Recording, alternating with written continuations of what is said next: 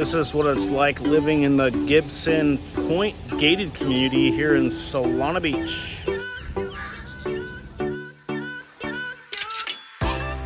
The GIBSON Point neighborhood is an exclusive little enclave overlooking the San Alejo Lagoon in Solana Beach off Rios.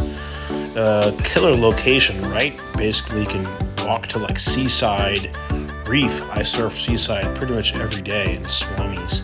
This is also located next to this trail right here, very popular, Annie's Canyon. You can walk along the San Alejo Lagoon and look at the wildlife and birds, and beautiful little scenic walk, definitely.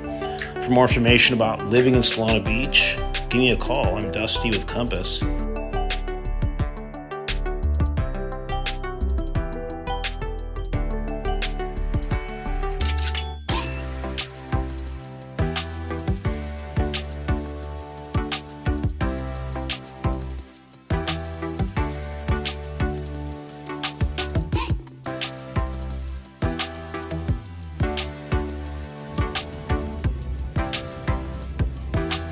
Curious about homes in GIBSON Point?